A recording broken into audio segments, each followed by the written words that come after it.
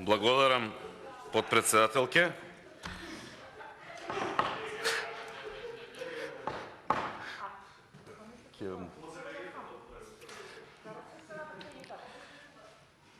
Обезбедување, други вика. Сега тој градоначалник стана на Струмица, тука што викаше обезбедување. Ако може да дискутираме ново. Благодарам. Почитувана колешке, вака, бидејќи испаднавте многу од темата, навистина не мислам да се расправаме ваму за ланскиот снег. Ќе почнам сега од позади, од наму каде што вие завршите, па јас сега ќе се враќам на назад. Споредба на цените со платите. Каква е таа споредба што ја правите? Вие ако мислите дека со 9000 денари, според она што го слушнав, 9000 денари, колку беше тогаш цената на зејтин, се сеќавате? Колку? 67 денари, не беше 67 денари. Лани беше 67 денари. Тогаш беше 50 денари. Така да ве молам, немојте да правите споредба со цените и со платите, затоа што има и еден факт. Кога беше највисоката цена на нафтата на светската берза, $137 беше за барел, тогаш беше цената на бензинот, на литар бензин во Република Македонија 90 денари. Сега по денешнава берза е $82 барелот, сега е 78 денари. Немојте да правите глупави споредби. Има и некои други текови кои што се мерливи, не е само она што вие го кажувате. Потрошувачката кошничка. Тука воопшто немате право да зборувате. Затоа што покрај овие 34.000 денари си пресметале луѓето дека има дополнителни 8.000 денари за секој ученик. А тоа е и надвор од уставот. Образованието ни е бесплатно и можеме тука до утре сабајле да зборуваме колку штета направи Мила Царовска и колку нови дополнителни трошоци се воведува за образование на едно дете, меѓутоа пак ќе повторам, мислам дека сме надвор од темата со тоа. Ова што зборувавте градежници немало, па нема. Нема кога не го адаптирате образованието по потребите на пазарот на трудот, нема да има. Воопшто нема да има. Тоа стоеше во нашата програма, вие гледам дека си продолжувате пак по исто. Вие немате никаква адаптација спрема потребите на пазарот на трудот, треба да се види кои профили се дефицитарни и да се отвори такво стручно образование за да можат да се задоволат потребите на стопанството. Зелената нафта не знам како ја пресметувате, јас ќе ви кажам зелената нафта, тутунопроизводителите немаат право на користење на зелена нафта. Точка, завршува секоја дискусија тука. 90% од земјоделците во Република Македонија садат тутун. Не гледаат овци и јагниња затоа што немаат откупна цена. Тутун садат, а за нив нема зелена нафта. И дополнително, зелена нафта се дава ако одгледуваш патлижани, ако садиш на повеќе од 5 декари. Кажете ми еден земјоделец, јас многу знам, еден дали одгледува патлижани на повеќе од 5 декари. Не, освен оние земјоделски задруги, и таму се ограничија горните суми на користењето на зелената нафта. Повторно се враќам малку наназад. Велите дека во буџетот 2015 година имало предвидено пари за мебел. Да, имаше, затоа што се направија многу објекти и мораше да се опремат.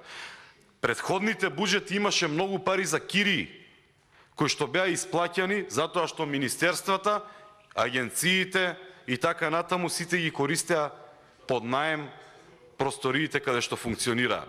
2014 се направија многу згради, се вселија многу министерства, впрочем тоа беше и вашето оправдување за лани дека на Министерството за политички систем и односи меѓу заедниците му требало пари за мебел затоа што влегло во зграда, во рете. Така беше. За возилата. Велите се набавувале возила. Се набавува, ама се набавува и 140 амбулантни возила. Се набавува и противпожарни возила. Сега што е набавено? Ништо. Донации ќе чека директорот на Струмичката болница, донација ќе чека да му дадеме за да има едно амбулантно возило да може да ги сервисира потребите на граѓаните. За вработувањата воопшто не сакам да зборувам тука, бидејќи можеме да навлеземе во некоја лична дискусија и воопшто не сакам да замарам. Во однос на ова што се реални потреби на граѓаните. Јас навистина не знам во кој свет живеете, веројатно не живееме или во иста држава или во иста димензија. Значи еве, барање од сите текстилни работници, зголемување на минимална плата на 18.000, замрзнување на цените на прехранбените продукти, особено на основните намирници и да не се покачува цената на електричната енергија. Да се направат соодветни измени в Закон за додадена вредност со кој би се намалило плаќањето на ДДВ за физички и правни лица. Донесување пакети ваучери од страна на МТСП за електрична енергија, прехранбени продукти до социјално загрозени семејства и така натаму. Ништо од ова не се почитува, ниту пак ќе биде испочитувано. Не земале плата порано, а сега земаат. Еве да ви кажам, во ЈКП Лозово, јавно комунално предпријатие Лозово, 5 месеци плата немаат земја. Знаете зошто? Затоа што градоначалникот ги отпиша долговите на сите оние кои што имаат долгови спрема општината, па снемаа пари и сега немаат од кај да им ја дадат плата и им ја блокира сметка на ЈКП. Целите биле, наназад одам повторно, се враќам. Целите биле зачувување на здравието во минатиот буџет. Кој е едно здравие, колешки? 7.000 починати имаме од доброто менаџирање на Венко Филипче. 7.000. Први во регионот. И дополнително имаме 14 живи изгорени. Од здравието знаете што остана? Здравието на Венко и ништо друго. Се оболеа луѓето. Се оболеа и со корона, се оболеа и поради тоа што немаат пари да си и платат третманите. Еден куп пари даваат за лекови. Здравието ќе го зачувувале. Видовме како го зачувавте.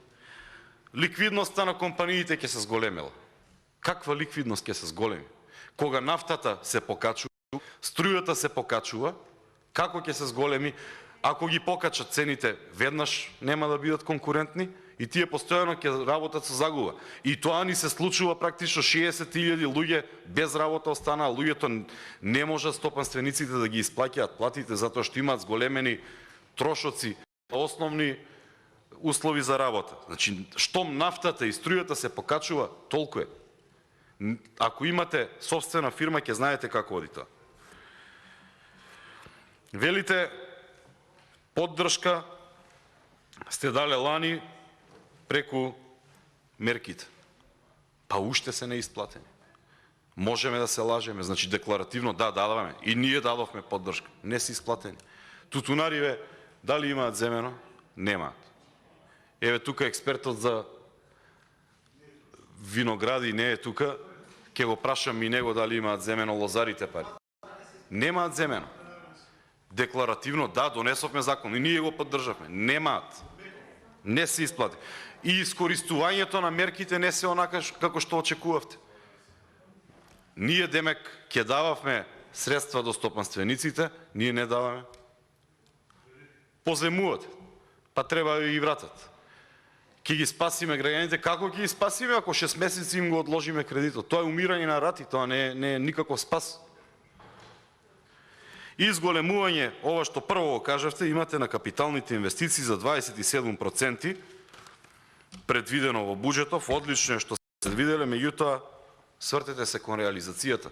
Значи јас можам да предвидам дека во 2022 година Република Македонија ќе испрати на месечината 2 шатли. Ќе ги испрати? Нема да ги испрати. Толку е муветот. Значи не е само да предвидиме, треба да се свртиме кон реализацијата и да видиме до каде ни се